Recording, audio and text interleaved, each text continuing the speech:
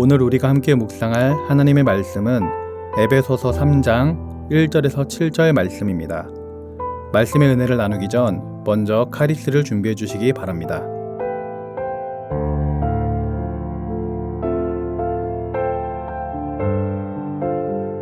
이러므로 그리스도 예수의 일로 너희 이방인을 위하여 갇힌 자 된 나 바울이 말하거니와 너희를 위하여 내게 주신 하나님의 그 은혜의 경륜을 너희가 들었을 터이라.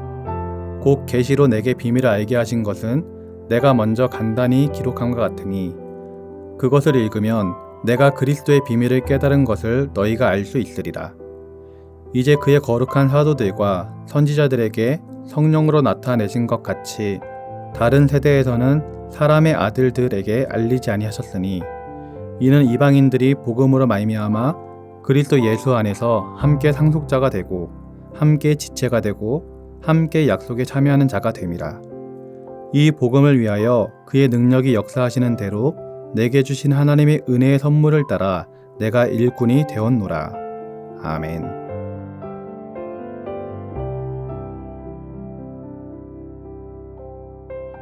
오늘 본문 1절에서는 에베소 교회를 위한 바울의 노력이 먼저 소개되고 있습니다. 본문 1절 말씀입니다. 이러므로 그리스도 예수의 일로 너희 이방인을 위하여 갇힌 자 된 나 바울이. 바울은 자기 자신을 예수님의 일로 그리고 에베소 교회 성도들을 위하여 감옥에 갇혀있던 사람이라고 소개를 합니다. 에베소 교회 성도들을 위한 예수님의 일을 하다가 감옥에 갇혀있다라는 것이죠. 바울은 에베소 교회를 위하여 또 주님을 위하여 감옥에 갇힐 정도로 열심히 일하였던 것입니다. 우리가 잘 아는 것처럼 바울은 복음을 전하다가 수많은 매를 맞고 감옥에 갇히기도 여러 번 하였습니다. 여러분은 우리 교회가 에베소서가 말하는 아름다운 교회가 되기를 바라십니까? 여러분은 우리 교회가 예수 그리스도의 은혜가 충만한 교회가 되기를 바라십니까? 여러분은 우리 교회가 예수 그리스도의 은혜를 다음 세대에 지속적으로 계승하는 교회가 되기를 바라십니까? 만일 그렇다면 사랑하는 성도님들은 우리 교회가 에베소서가 보여주는 아름다운 교회의 모습이 될 수 있도록 바울과 같이 최선을 다하여 교회를 사랑하고 헌신할 수 있기를 소망합니다. 본문 2절 말씀을 보겠습니다. 너희를 위하여 내게 주신 하나님의 그 은혜의 경륜을 너희가 들었을 터이라. 바울은 자기가 이방인의 사도가 된 것은 하나님의 은혜의 경륜이라고 말하고 있습니다. 바울은 원래 예수님을 따르는 자들을 핍박하고 죽이던 사람이었습니다. 하지만 바울은 다메섹 도상에서 하나님을 만나 회심하게 되었습니다. 바울은 그때 복음 증거를 위한 사도로 부르심을 받았고 특별히 이방인을 위한 하나님의 크신 뜻을 하나님의 계시로 깨달아 알게 되었습니다. 그런데 이때까지만 해도 이방인을 향한 하나님의 뜻은 비밀과도 같았습니다. 물론 구약의 선지자들도 명확하진 않지만 어느 정도 이 비밀에 대해서는 알고는 있었습니다. 그러나 구체적인 사실에 대해서는 알지 못했고 예수님께서 구속사역을 성취하신 이유인 신약시대에 이르러서야 비로소 확연히 드러나게 되었습니다.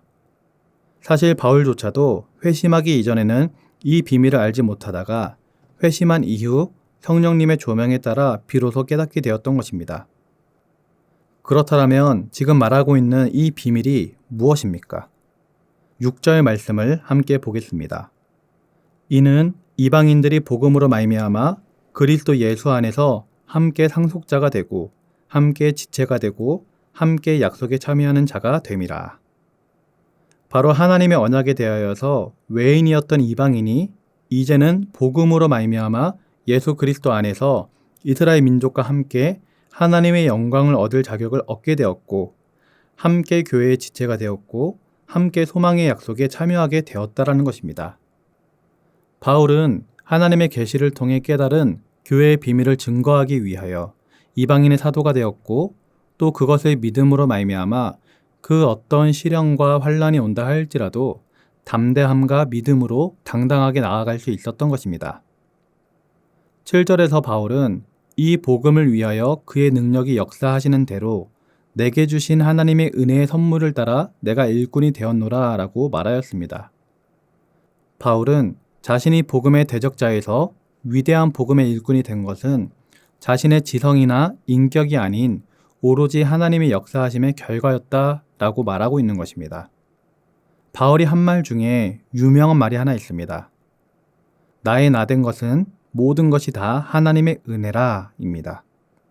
이처럼 우리가 귀한 직분을 받아 하나님의 나라의 일꾼이 된 것은 우리가 잘나서가 아니라 하나님의 섭리와 하나님의 역사로 된 것이라는 사실을 우리는 깨달아야 하겠습니다. 사도 바울은 예수님의 땀과 피와 눈물과 통곡으로 인해 우리가 하나님의 일꾼 되었음을 알았기에 감옥에 갇히는 수모를 당하면서도 감사하며 그 직분을 존귀하게 생각했습니다. 그래서 그 직분과 사명을 위해서 온 생애를 바칠 수 있었던 것입니다. 이러한 사실을 통해 우리는 자신에게 맡겨진 직분을 고귀하고 거룩하게 생각해야 하겠습니다. 그리고 우리가 이렇게 예수님을 믿게 되고 귀한 직분을 받게 된 것은 복음을 위한 것이라는 사실을 잊지 말아야 하겠습니다. 바울이 바울 된 것은 모든 것이 하나님의 은혜였고 모든 것이 하나님의 섭리였습니다. 그리고 바울이 바울 된 목적은 이방인을 구원하기 위한 것이었습니다. 한마디로 정리하면 복음을 위한 일이었다라는 것이죠. 우리도 마찬가지입니다. 우리가 예수님을 믿게 된 것, 또 교회에서 귀한 직분을 받게 된 것, 이 모든 것의 목적을 한마디로 말하자면 복음을 위하여입니다.